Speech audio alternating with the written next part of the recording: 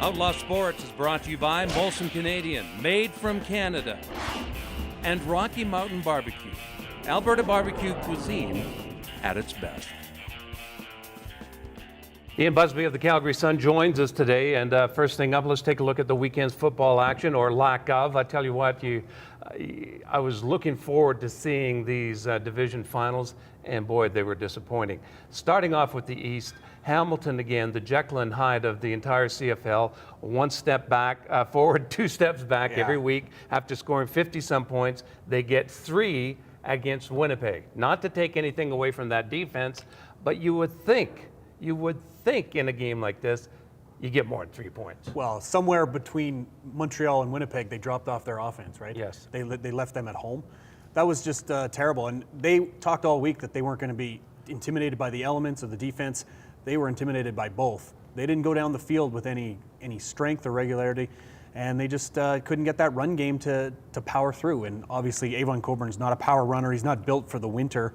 That's something they're going to have to address. They need to find some sort of a mix there that they can power the ball when they need to, if they have to go back into Winnipeg. 22 yards. Yeah, just horrible. Yeah, I mean, everything on offense was And then they couldn't stop the ball in the running game on defense either. So they were just getting beat in the running game, period. And in winter football, you have to be able to run the ball and stop the run, or else you're not going to compete, and that's what happened. Yeah, and even Winnipeg's offense, I mean, sure, they played well enough that game, but I don't think it's going to be good enough to beat a team like the BC Lions. Right. They're going to have to figure out if they can keep up with the offense of the BC Lions. Obviously, the Grey Cup matchup this week looks heavily favored in the home team right now. Vancouver, the BC Lions, they look great. They move the ball with efficiency. They got a defense that just as soon as it gets into that red zone area, they tighten up and create turnovers. It's going to be a tough one for the Winnipeg Blue Bombers. Now, before we get talking more about BC, let's talk about some interesting news, which may have interesting effects on these 3 teams in the East, other than Montreal. Henry Burris met with the Calgary Stampeders late last week. John Huffnagel told him, we're going with Drew Tate. We're going to move you. So they've agreed to disagree, basically. Yeah. Henry's not going to be around. The point is, after this weekend's activities, I would think there has to be 3 possible landing spots for Henry Burris. Toronto obviously needs a quarterback.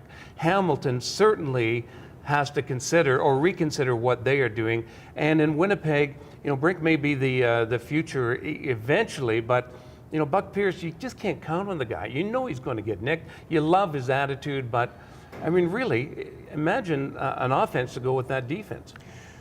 It would be, Buck Pierce would be a great video game quarterback, as in you don't care if he gets hurt in a video game because you can just start the game over.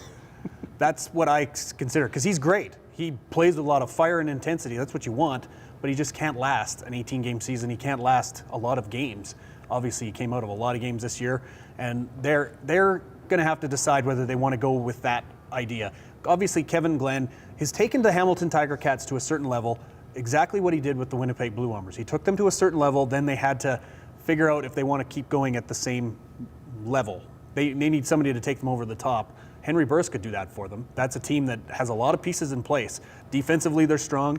I like some of their weapons in their offensive, and they do have a solid offensive line, especially when Marwan Haig comes back next year. That was a little bit of an issue for them down the stretch. Winnipeg, do they want to, now they're in the Grey Cup. Now, do you say all good things are winning solves all those problems? Do they say, well, next year we can get back to the Grey Cup and win it with Buck Pierce if they don't win this one? I don't know. That's an iffy one. They've got some good-looking quarterbacks behind him, but Alex Brink isn't quite ready to be a starter. Joey Elliott's obviously going to coming off an injury. That's possible destinations, as you said. Now, get the bidding war started, right, for the Stampeders. Try and figure out what your leverage is. Get a couple of teams where they really want Henry Burris and try and maximize the return on your star quarterback of the past. Don't cut him. No, you absolutely can't. No, he's got a favorable contract for a starter, especially if he's a starter. There's got to be something they can get in return. Get a backup quarterback, get some help on defensive line if you can, and then see what else. Maybe throw in some draft picks and stuff like that. They got to work the leverage on this one and make the maximized return on this investment. Ian, one thing I wanted to bring up about the Calgary Stampeders quarterback situation is, as well as Drew Tate played in the 3 games, the regular season games, going into the playoff game, had some problems. And then the big question mark that I have with the guy is this: how durable is he going to be? Because really, we don't know how durable he could be over an 18-game period. This could be another Buck Pierce for all we know. Yeah. For all we know. And he only started 4 games, lasted 3.5 of them, and he was really beat up at the end of the season. And at the end of games, you would go and talk to him after, and he'd just be exhausted, out of breath, and just physically pounded. So he needs to figure out his off-season conditioning, and what he does in the off-season affects the regular season. If you think back in Henry Burris's career, 2007 was a real turning point because he got injured at the end of the year.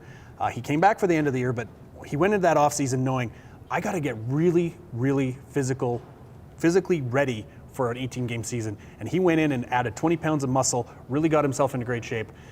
Then he was able to not miss a game for the last 3 seasons in that physical condition. Drew Tate has to up his level of physical conditioning. It's a tough position to play because you take a pounding and it's 18 games, it lasts, it hurts. And you have to be able to sustain it physically. Tired of going to redneck barbecues? Well, you better call Rocky Mountain Barbecue. Alberta barbecue cuisine at its best. Great tasting food, clean and efficient service. Check us out online or call Rocky Mountain Barbecue.